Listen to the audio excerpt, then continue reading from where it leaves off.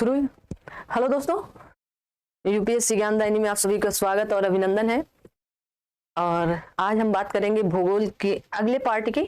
जैसे कि आपको पूर्वी घाट या पूर्वी घाट के पर्वतों के बारे में कल के वीडियो में बता दिया गया है, उसके आगे का आज पार्ट देखेंगे। ठीक है, आज मेरी थोड़ी सी तबीयत डाउन है तो इसलिए बहुत लंबी क्लास नहीं होगी, लेकिन जो भी होगी एथेंटिक और अच्छी सी क्लास होगी आपकी। ठीक है, इससे आप निश्चिंत रहें। तो आज जैसे आप सभी को देखिए यहाँ पर नजर भी आ रहा होगा कि आज हम बात किसकी करेंगे। तो आज हम बात करने वाले हैं, यहाँ पर आप देख सकते हैं कि यहाँ पर हम बात करने वाले हैं प्रायद्वीपीय भारत की आंतरिक पहाड़ियां, जो लगभग कोई बहुत रेयर केस में आपको इन सब के वीडियो मिलेंगे, लेकिन यहाँ से प्रश्न आपके यूपीपीसीएस आरओ में खूब बनते हैं। तो इन पहाड़ियों को ध्यान में रखेंगे ना। 2 4 6 पहाड़ियां हैं जो मोस्ट इंपॉर्टेंट हैं, तो बहुत पहाड़ियां, लेकिन उनके विषय में मैंने बात नहीं की है। मैंने सिर्फ उतनी पहाड़ियों के विषय में आपको बताया कि अगर ये पेपर में आए तो फंस जाए, और यही अक्सर यही पहाड़ियां आपके एग्जाम में पूछी जाती हैं। ठीक है, और हर रोज आपकी सुबह ये क्लास 8 बजे सुबह की है, तो सुबह 8 बजे आपको ये क्लास हर रोज मिलती है। और आप लोग सेशन को लाइक कमेंट शेयर जरूर किया करें। ठीक है ना, लोगों का क्या है, लोग तो कहते रहेंगे, लोगों का काम है कहना, हम अपने काम में रुकने वाले नहीं है। ठीक है, आप सभी लोग ये बात जान चुके होंगे अब, क्योंकि हमारे पास 10 व्यूज आएंगे तो हम 10 लोगों के लिए पढ़ाएंगे, हमारे पास 1 व्यूज आएगा तो हम 1 व्यूज के लिए भी पढ़ाएंगे। ठीक है, तो आप लोग अगर आप लोग जुड़ना चाहते हैं हमारे जैसे व्हाट्सएप नंबर पर, व्हाट्सएप ग्रुप पर, तो आप इस नंबर पर कांटेक्ट नहीं करेंगे, इस नंबर पर सिर्फ आप मैसेज करेंगे, आपको जोड़ दिया जाएगा। ठीक है, आपको जोड़ दिया जाएगा, या आप लिंक जो मतलब चैनल का लिंक है अबाउट सेशन में जाएंगे तब भी वहां व्हाट्सएप ग्रुप का लिंक पड़ा हुआ, आप वहां से डायरेक्ट भी जुड़ सकते हैं। ठीक है, इन सब चीजों का आप विशेष ध्यान रखेंगे। और फिर हम अपनी क्लास शुरू करते हैं, अपनी क्लास शुरू करेंगे और वहां से अच्छे से बेहतरीन से एक जैसे हर रोज हमारा एक कोटेशन के साथ क्लास शुरू होता है, उसी तरह आपके सामने एक ऊर्जावान कोटेशन है।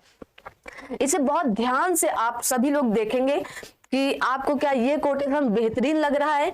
अगर आप किसी विषय में महारत हासिल करना चाहते हैं तो इसे दूसरों को सिखाना शुरू कर दें, इसे दूसरों को परोसना शुरू कर दें। अभी देखिए, आप उस विषय में, आप उस सब्जेक्ट में, आप उस स्थान पर महारत हासिल करना शुरू कर देंगे, आपकी इज्जत होने लगेगी। आप दूसरों के घर जाएं, अगर आप चाहते हैं कि हमें इज्जत मिले तो पहले आप उन्हें सिखाने का आप खुद करके देखें। आप उनकी इज्जत करेंगे तो आपको इज्जत 100% मिलेगी।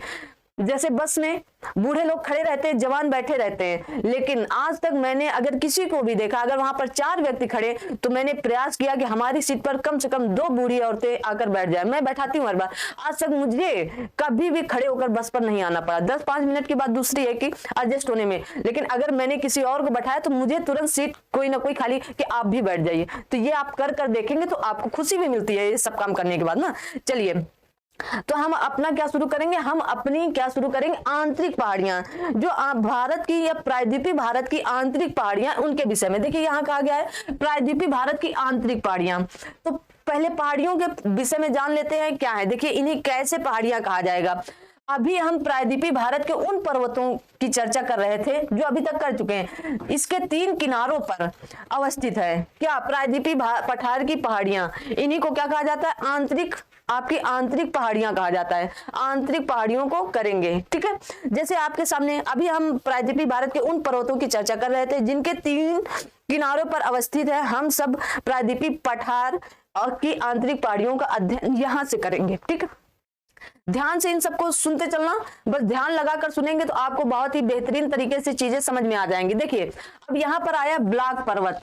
ब्लॉक पर्वत किसे कहते हैं, सबसे पहले आप समझें कि ब्लॉक पर्वत हम किसे कहेंगे। जैसे मान लीजिए ब्लॉक पर्वत है, तो ब्लॉक पर्वत हम किसे कहेंगे, यहाँ पर सिर्फ इसकी परिभाषा बताई गई है कि ब्लॉक पर्वत हम किसको कहेंगे। ठीक है, चलिए तो देखते हैं ब्लॉक पर्वत किसे कहते हैं। किसी स्थलीय भाग के बात को एकदम बारीक से समझते चलना। किसी स्थलीय भाग के दोनों ओर के स्थल क्या हो, खंडों के नीचे धंस जाने के कारण, दोनों ओर के स्थल खंडों के नीचे धंस जाने के कारण, जब बीच का भाग पर्वत की तरह ऊंचा उठा रह जाता है। मान लो दोनों भाग नीचे धंस गए और बीच का पठार या पर्वत की तरह ऊंचा उठा रह जाता है, इसी को हम क्या कहते हैं, ब्लॉक पर्वत कहते हैं। समझ में आया। प्रयास करिए कि आप शब्दों को एक एक पकड़ेंगे तो तुरंत समझ जाएंगे। कह रहा है किसी स्थलीय भाग के दोनों ओर के स्थल खंडों को, कहीं स्थलीय भाग है और उसके दोनों ओर के स्थल खंडों को क्या करें, धंस जाए, वो जमीन पर धंस जाए, और जो उभरा हुआ हिस्सा होगा उसी को हम ब्लैक पर्वत कहेंगे। बस ऐसे समझ लें। अब समझ में आ गया? अपनी भाषा में समझेंगे तो ज्यादा आसानी से समझ में आएगा। देखिए यहां पर सबसे पहले, इसको बाद में देखेंगे, सबसे पहले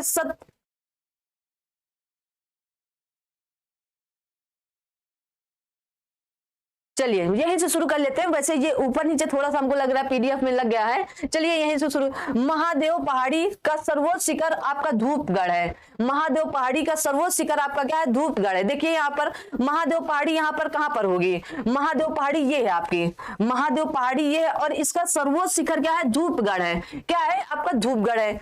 ध्यान से देखते चलेंगे। मैप में दिखाने का मतलब क्या होता है ना, आपके यहाँ पर बैठ जाता है हमेशा के लिए। जब आप मैप में देखते हैं कोई भी चीज, आप पिक्चर हॉल में जब पिक्चर देखने जाते हैं वहां सिर्फ चित्र दिखाए जाते हैं, आवाज होती है, तो लोगों को कुछ चीजें ऐसी होती है जो जीवन भर के लिए बैठ जाती है ना, तो इसलिए कहा जाता है कि मैप के थ्रू जानेंगे तो ज्यादा बेहतर। जो आपके मध्य प्रदेश, आपका जो महादेव की पहाड़ी का जो सर्वोच्च शिखर धूपगढ़ वो मध्य प्रदेश में है। ठीक है, मध्य प्रदेश में है सतपुड़ा पर्वतमाला का सर्वोच्च शिखर है।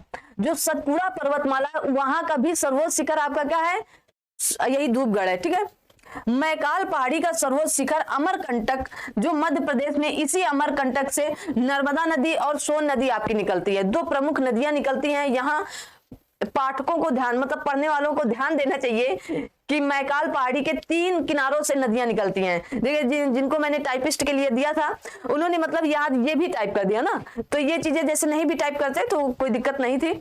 चलिए, तो कह रहे हैं जो आपकी मैकाल पहाड़ी के 3 तरफ से, मान लीजिए ये मैकाल पहाड़ी है, यहाँ से महानदी निकलती, यहाँ से सोन नदी, यहाँ से नर्मदा नदी निकलती है, ये बात ये कह रहे हैं। और ये कह रहे हैं अमरकंटक से 2 नदियां निकलती हैं, नर्मदा निकलती है और सोन निकलती है आपकी। ठीक है, चलिए हम यहाँ पर आपको मैप के थ्रू भी दिखाते हैं। ठीक है, देखिए अमरकंटक की धुआंधार जलप्रपात, धुआंधार जलप्रपात कहां पर है, आप कहेंगे नर्मदा नदी पर है। कहां पर है, नर्मदा नदी पर है ये। ठीक है, धुआंधार जलप्रपात आपका नर्मदा नदी पर है। ये देखिए नर्मदा नदी आपकी चली आ रही है इधर से, और यहीं पर क्या है, धुआंधार जलप्रपात है। इसकी भी चर्चा हुई है, तो आप बिल्कुल टेंशन फ्री रहें, आपको हर एक चीज की चर्चा यहाँ पर मिलेगी। चलिए देखते हैं, ये है मैकाल की पहाड़ी। मैकाल की पहाड़ी कहां पर है, ये है। और मैकाल की पहाड़ी से सोन नदी देखिए ऊपर गई है, महानदी नीचे गई है, और नर्मदा नदी इधर गई है। मैकाल की पहाड़ी से 3 नदियां निकलती हैं, मैंने तीनों नदियों के बात बता दी है। और यहाँ ये भी कहा गया है कि अमरकंटक से 2 नदियां निकलती हैं, नर्मदा और सोन। ठीक है, अमरकंटक से, यहाँ आपका अमरकंटक है और यहाँ से नर्मदा और सोन निकलती है। ठीक है,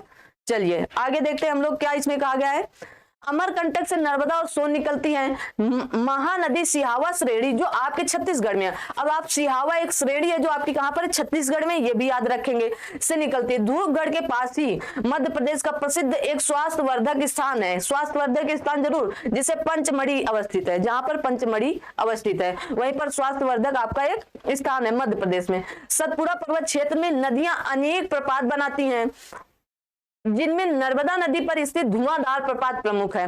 जो आपका सतपुड़ा में है, सतपुड़ा से नर्मदा नदी भी है और वहीं से क्या है, धुआंधार जलप्रपात भी निकलता है आपका। ठीक है, अब ये कहां पर है, मैंने मैप में भी आपको बता दिया, ये नर्मदा नदी पर। धुआंधार जलप्रपात खूब पूछा जाता है आपके, याद रखेंगे आप सभी लोग। हाँ, चलिए अगला देखते हैं क्या कहा है। आसिरगढ़ का दर्रा या आसिरगढ़ का किला। आसिरगढ़ का किला आप सभी लोग खूब सुने होंगे ना, आसिरगढ़ का किला अक्सर पिक्चरों में भी कई बार दिखाया गया है, आप सभी लोग देखे भी होंगे। बड़ा डरावना किला है ना, लोग इसे यूट्यूब पर खूब सर्च करके देखते हैं। आप भी देखना, आपको भी अच्छा लगेगा, जब इस मौका मिले आप फ्री हो तो आसिरगढ़ का किला या आसिरगढ़ का दर्रा जरूर देखना। यह दर्रा मध्य प्रदेश में सतपुड़ा पर्वतमाला के आसिरगढ़ पहाड़ी में स्थित है, जहां आसिरगढ़ का किला अवस्थित है, जिसका वर्णन इतिहास के मोस्ट इंपॉर्टेंट लाइन ये थी, इसीलिए इसे लिया गया। इतिहास में दक्षिण भारत का द्वार या दक्षिण की कुंजी कहा जाता है के रूप में मिलता है। ठीक है, इसलिए इस पॉइंट को आपके सामने रखा गया है ताकि आपको ऐसा ना महसूस हो कि आपको, चलिए, कि आपको कुछ समझ में नहीं आया ना। तो क्या है, ये जो आसिरगढ़ का दर्रा है ये किस लिए प्रसिद्ध है, क्योंकि इतिहास में इसे दक्षिण की कुंजी कहा गया है, या दक्षिण भारत का द्वार कहा गया है। ये आपके मध्य प्रदेश में स्थित है। कहां पर, मध्य प्रदेश में स्थित है, सतपुड़ा पर्वतमाला में ही स्थित है। ठीक है, आसिरगढ़ चलिए आइए देखते हैं अजंता पहाड़ी। अजंता पहाड़ी तो आप सभी लोग जानते हैं कहां पर है। आज आप मैप के थ्रू भी देख लेंगे और ऐसे भी देख लीजिएगा, अगर मैप नहीं भी होगा तब भी आप इसे कुछ जान ले, कुछ पहचान ले। चलिए क्या करते हैं हम लोग, अजंता की पहाड़ी देखते हैं कहाँ है ना। देखिए कहा जा रहा है यह महाराष्ट्र के औरंगाबाद जिले में मुख्य रूप से फैला है। ठीक है, महाराष्ट्र के औरंगाबाद जिले में है।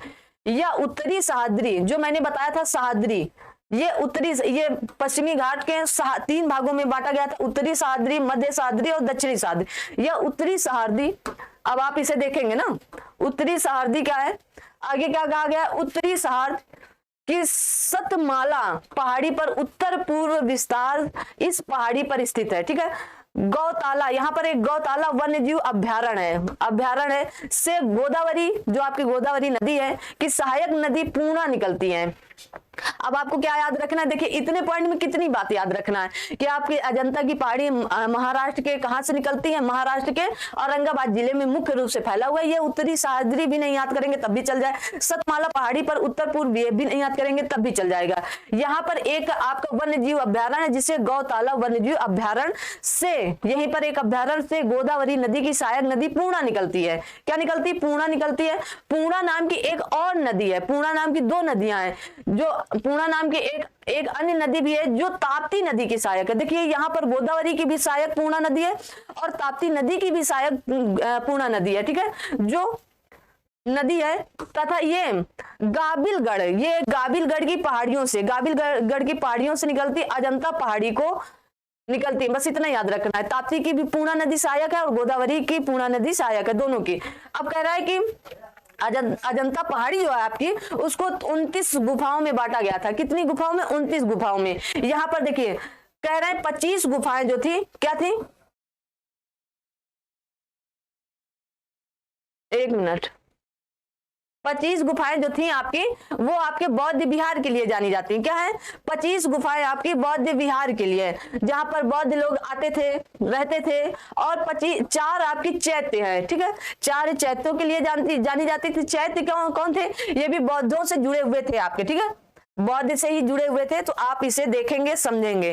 तो अजंता की पहाड़ी को क्या 29 भागों में बांटा गया था, 25 बौद्ध विहार थे और 4 आपके चैत्य थे। ठीक है, 29 भागों को अच्छी तरह से आप समझ गए होंगे ना। चलिए समझ गए तो अच्छी बात है, नहीं समझे तो आपको समझना पड़ेगा क्योंकि ये सारा आपका एग्जाम में पूछा जाता है। यहाँ पर ये मानचित्र लगाया गया था मेनली गड़जात पहाड़ी के लिए। अभी गड़जात पहाड़ी इसके नीचे है, तो ये ऊपर का नीचे का ऊपर आ गया ना, ये देखिए, क्योंकि वो गड़जात पहाड़ी का ही दिख रहा था मुझे। चलिए, ये गड़जात पहाड़ी कहां पर होगी आपकी, अब ये प्रश्न पूछा जा सकता है कि गड़जात पहाड़ी आपके कहां पर होगी। चलिए इसको देख लेते हैं हम लोग, ये कहां पर होगी ना। कह रहे हैं यहाँ पर कहा जा रहा है उड़ीसा के तटीय मैदान या इसे उत्कल का मैदान कहते हैं ना, उत्कल का मैदान, उड़ीसा के तटीय मैदान या उत्कल का मैदान, उत्कल के मैदान के पश्चिम में उत्तर पूर्व से दक्षिण पश्चिम दिशा में, ये नहीं याद करें कोई दिक्कत नहीं, बस इतना याद करें गड़जात पहाड़ी आपकी उड़ीसा के तटीय मैदान या उत्कल मैदान पर स्थित है। ठीक है, गड़जात पहाड़ी का विस्तार झारखंड की सीमा पर स्थित है, झारखंड की सीमा पर स्थित है। उड़ीसा के मयूरभंज और क्यूझर आदि जिलों से प्रारंभ होकर यह जो आपके झारखंड का संबलपुर है वहां तक क्या है, वहां तक फैला है। संबलपुर आपका क्योझर से लेकर मयूरभंज, क्योझर से लेकर झारखंड के संबलपुर जिला तक फैला हुआ है। उड़ीसा उच्च भूमि के नाम से भी जाना जाता है, जो उड़ीसा है उसे उच्च भूमि के नाम से भी जाना जाता है। ठीक है, क्या उड़ीसा उच्च भूमि के नाम से भी जाना जाता है। यहाँ पर वैतरणी, ब्राह्मणी आदि नहीं, यहाँ पर क्या होगा आपका आदि होगा। ठीक है, आदि नदियां निकलती हैं, आदि नदियां इस उच्च भूमि से होकर बहती हैं तथा बंगाल की खाड़ी में गिर जाती हैं। मलयगिरी, यहाँ की मलयगिरी और एक और है माघ, यहाँ की मलयगिरी, आपकी जो मलयगिरी पहाड़ी है, मलयगिरी आगे देखेंगे आप लोग क्या है, मलयगिरी तथा माघसानी, मलयगिरी तथा माघसानी क्या है, यहाँ की सबसे ऊंची चोटियों में से आती है। एक मलयगिरी, ये आपका मलयगिरी लिखा है। ठीक है, मलयगिरी, ठीक है, ये मलयगिरी और मागसानी यहाँ की क्या है, गड़जात की ऊंची चोटियां हैं। ठीक है, इस पहाड़ी की ऊंची चोटियां हैं मलयगिरी और मागसानी। आपकी मलयगिरी और मागसानी यहाँ की गड़जात पहाड़ियों की ऊंची चोटियां हैं, आप इसे ध्यान रखेंगे। ठीक है, चलिए अगला देखते हैं हम लोग। हाँ तो चलिए, तो गड़जात पहाड़ियां दिखा देते हैं आपको। ये देखिए गड़जात की पहाड़ी यहाँ पर है। कहाँ पर बताया गया है कि ये उड़ीसा में है, उड़ीसा के तटीय मैदान या उत्कल के मैदान में पाई जाती है। ठीक है, यहीं से क्या है, देखिए यहाँ पर बताया गया, ये ब्राह्मणी नदी और वैतरणी नदी भी यहीं से निकलती है, वैतरणी नदी भी यहीं कहीं होगी। चलिए, और यही मलयगिरी, ये मलयगिरी आपका है, ये देखिए वैतरणी नदी है और ये आपकी ब्राह्मणी नदी इसी गड़जात पहाड़ी से निकलती है। ठीक है, ये ध्यान रखेंगे आप लोग। ठीक है, मलयगिरी और मागसानी यहाँ की सबसे ऊंची चोटियों में आती हैं। अब मागसानी यहाँ पर नहीं दिया गया है और मलयगिरी दिया गया है। ठीक है, तो मलयगिरी आप याद रखेंगे कहाँ की, गड़जात की ऊंची चोटियों में से गिनी जाती है। देखिए चोटी बनी है ना ऐसे। ठीक है, चलिए अगला देखते हैं हम लोग। अगला क्या है, अगला आपका है बाल घाट श्रेणी, बाल घाट श्रेणी। चलिए, बाल घाट श्रेणी लगभग सभी लोग जान रहे होंगे कि ये बाल घाट श्रेणी से ही पता चल रहा है। बाल घाट श्रेणी मुख्यतः महाराष्ट्र में फैली है। कहां पर, आपके महाराष्ट्र में फैली। पश्चिमी घाट पर्वत की हरिश्चंद्र श्रेणी का यह दक्षिण पूर्वी विस्तार है, यह दक्षिण गोदावरी नदी घाटी को भीमा नदी घाटी से अलग करती है। ठीक है, इसे मानचित्र से समझेंगे तो बेहतर तरीके से समझ में आएगा। जो आपकी बाल घाट श्रेणी ये महाराष्ट्र में है। ठीक है, महाराष्ट्र में ये देखिए पश्चिमी घाट की पर्वत श्रेणी है, वहीं पर एक हरिश्चंद्र की श्रेणी है। क्या हरिश्चंद्र की श्रेणी है और वहीं पर ये स्थित है, क्या बाल घाट श्रेणी। और ये गोदावरी, देखिए यहाँ पर दिया गया है कि ये गोदावरी और भीमा जो नदी घाटी है इन्हें क्या करता है, अलग कर देता है। चलिए देखते हैं मैप के द्वारा, मैप के माध्यम से देखते हैं। ये है बाल घाट श्रेणी। आपकी ये बाल घाट जो श्रेणी है ये क्या करती है, देखिए ये आपके महाराष्ट्र में स्थित है। ये भीमा नदी और ये गोदावरी नदी को अलग कर देती है। यहाँ देखिए ये यहाँ से अलग कर देती है ना, क्योंकि ये यहाँ से है और इन दोनों को अलग कर देती है, इन नदी घाटियों को अलग कर देती है। भाई कभी किसी को जुदा नहीं करना चाहिए, प्रयास करें कि दो प्यार करने वालों को आपस में जोड़ देना चाहिए ना। अगर आप जुदा कर रहे हैं तो आप पर ही कहेंगे पाप लदेगा, फिर आगे आप जाने। तो ये आज की कुछ पहाड़ियां थी और कुछ गड़जात पहाड़ियां थी, कुछ आपकी बाल घाट श्रेणी थी, कुछ आपकी गड़जात पहाड़ियां, कुछ अजंता की पहाड़ियां थी। ठीक है, अजंता की पहाड़ियों के विषय में मैंने आसिरगढ़ का दर्रा मैंने बताया आपको। आसिरगढ़ का दर्रा आप सभी लोग जरूर घूमने जाए जब भी मौका मिले। आसिरगढ़ का दर्रा मतलब आप फोन पे भी देख लेंगे, ये आसिरगढ़ का किला, आसिरगढ़ का किला ये है। ठीक है, तो आसिरगढ़ के किले में आपको जब भी मौका मिले तो आप YouTube पर ही देख लेंगे, बहुत अच्छा है, बहुत डरावना है। ठीक है, और पंचमढ़ी देखिए यहीं पर स्थित है। पंचमढ़ी क्या है, ये जो पंचमढ़ी ये स्वास्थ्य वर्धक है आपका। ठीक है, यहाँ पर लोग स्वास्थ्य के लिए जाते हैं। तो हमें लग रहा है आप सभी को कल हम लोग बताएंगे प्रायद्वीपीय भारत के प्रमुख पठारों के बारे में, जैसे मालवा का पठार, दंडकारण्य का पठार। ये छोटा सा टॉपिक मुझे लगा कि आपको बता देना चाहिए, हर कोई इसे नहीं बताता है, तो मैंने सोचा आप सभी को बता दें। क्योंकि यहाँ से जैसे बाल घाट श्रेणी से या आपकी जैसे आसिरगढ़ का दर्रा पूछा जा सकता है, काफी आता है ये सब। अजंता की पहाड़ियां तो अक्सर आपसे पूछी जाती है, तो आप सभी लोग इसका विशेष ध्यान रखेंगे और इन सब चीजों को आप याद रखेंगे, आपको बहुत अच्छे से समझ में आएगा। हमें लग रहा है आपकी कि अब आपको चीजें समझ में आने लगी होंगी, क्योंकि कुछ लोग जैसे कह रहे थे कि आप बुक के माध्यम से पढ़ा देते हैं, तो मैंने सोचा आप टाइप करवा के ही लाते हैं कुछ चीजें।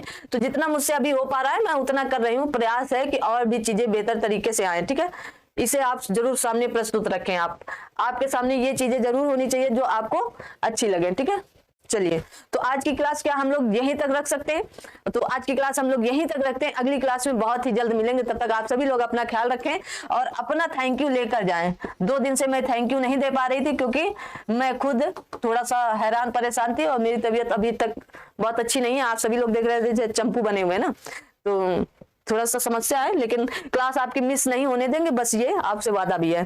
तो ये सब चीजें आप देख लेंगे और ये सब कुछ आपके लिए ही है। ठीक है, ये सब आपके लिए है और आप इन सब पर ध्यान दें हमारे लिए, कि आप इन सब पर ध्यान देंगे हमारे लिए, कि आप हमें दिल से प्यार दें, दिल से इन चीजों को शेयर करें, दिल से लोगों को बताएं, लाइक करें, कमेंट करें ना।